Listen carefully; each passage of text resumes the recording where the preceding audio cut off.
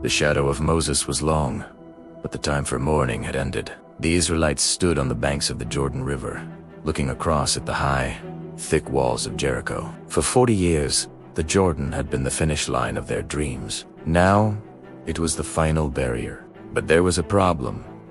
It was the season of the harvest, and the Jordan wasn't just a stream, it was a raging, overflowing flood. To the human eye, crossing with millions of people, including children and livestock, was a physical impossibility. Here is the story of how the impossible became a path, as told in the book of Joshua. 1.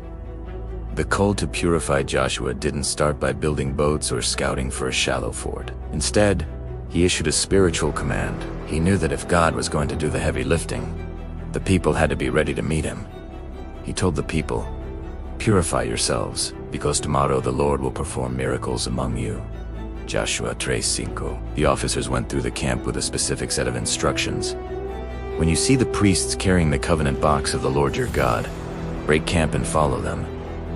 They were told to stay about half a mile behind the ark, so they could see exactly where to go, because, as Joshua noted, you have never been this way before. 2.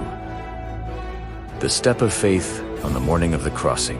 The priests picked up the covenant box and headed toward the rushing water. God gave Joshua a promise that this moment would establish his leadership, just as the Red Sea had established Moses. The miracle didn't happen while the priests were standing safely on the bank. It happened only when they got their feet wet. It was harvest time, and the river was in flood. When the priests reached the river and stepped into the water stopped flowing a long way upstream. It piled up there in a great heap. Joshua 3:15-16. The water flowing down to the Dead Sea was completely cut off. The priests carrying the ark walked to the very center of the riverbed and stopped. They stood on dry ground while the entire nation of Israel marched past them into the promised land. 3.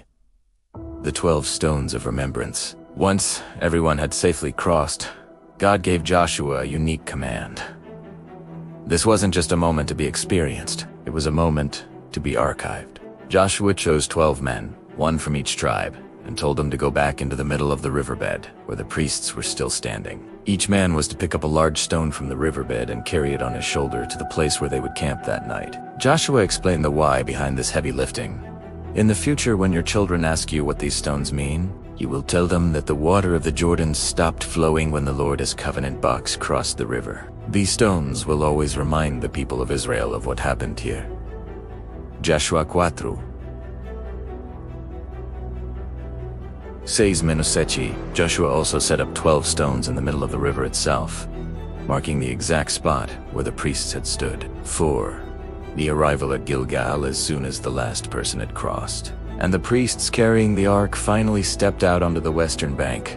The pause button on nature was released. The wall of water upstream came rushing back, and the Jordan returned to its flood stage, as if it had never moved. The people made their first camp at a place called Gib. The Lord did this so that all the people of the earth might know how mighty he is, and so that you might always honor the Lord your God. Joshua 4:24. The news of the crossing spread like wildfire. The kings of the Amorites and Canaanites, who had felt safe behind the flooded river and their high walls, suddenly lost their courage. The grasshoppers of the previous generation had returned as a nation led by the living God. 5. A new beginning at Gilgal. The long journey truly ended. The people celebrated the Passover, and for the first time in 40 years, they ate the food of the land, roasted grain and unleavened bread. The most symbolic change happened the very next day. The manna stopped falling. The desert menu was closed. The Israelites were no longer wanderers. They were residents. They were finally home. But the real work of the conquest was just beginning. The crossing of the Jordan was the bridge between a past of slavery and a future of inheritance. It proved that the God who brought them out of Egypt was fully capable of bringing them into the promise.